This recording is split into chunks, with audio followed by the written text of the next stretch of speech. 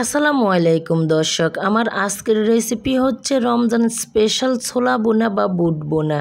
তো কিভাবে এই ছোলাটি রান্না করলে একদম দোকানের মতো স্বাদ আপনারা ঘরে বসে পাবেন, আজকের রেসিপিতে সেটাই শেয়ার করব। তাহলে দর্শক চলুন আজকের রেসিপিটি শুরু করা যাক।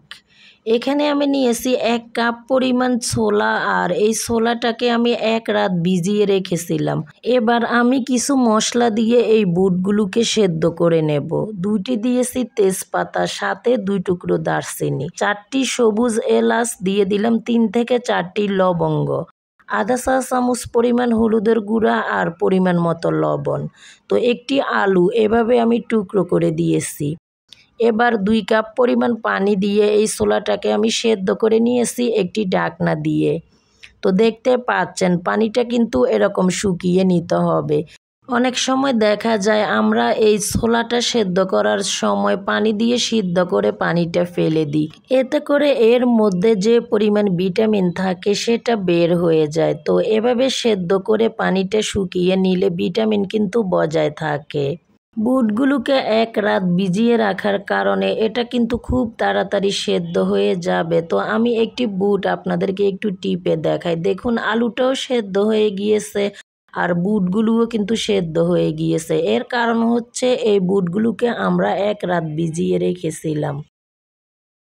তো এবার আমি এটাকে ভুনা করব। একটি পাত্রে নিয়ে নিচ্ছি 1 কাপের 4 ভাগের 1 ভাগ তেল, সাথে দিয়ে দিচ্ছি আধা কাপ পরিমাণ পেঁয়াজ কুচি, দিচ্ছি 3টি কাঁচামরিচ। এখন নেড়ে চেড়ে এই পেঁয়াজটাকে একটু ভেজে নিচ্ছি। চুলা আঁচটা মিডিয়ামে রেখে 2 থেকে 3 মিনিটের মতো পেঁয়াজটাকে আমি ভেজে নিয়েছি। দিয়ে দিলাম একটি টমেটো, আর এটাকে আমি এরকম পাতলা করে কেটে নিয়েছি। এখানে এই টমেটো অবশ্যই দিতে চেষ্টা করবেন, এতে করে এই বুট বোনা খেতে অনেক বেশি মজার হয়। কিছুক্ষণ পরে যখন এই টমেটোটা একটু এরকম নরম হয়ে আসবে, এ পর্যায়ে দিয়ে দিচ্ছি আমি এখানে গরুর মাংসের মশলা 1 চা চামচ, সাথে দিয়ে দিলাম 1 চা চামচ পরিমাণ লাল মরিচের গুঁড়া। তো এখানে যেহেতু এই গরুর মাংসের মশলার মধ্যে সব ধরনের মশলাই আছে, তাই আমি আর কোনো মশলা ব্যবহার করব না। এটাকে এখন সামান্য একটু পানি দিয়ে আমি কষিয়ে নিচ্ছি 2 থেকে 3 মিনিটের মতো।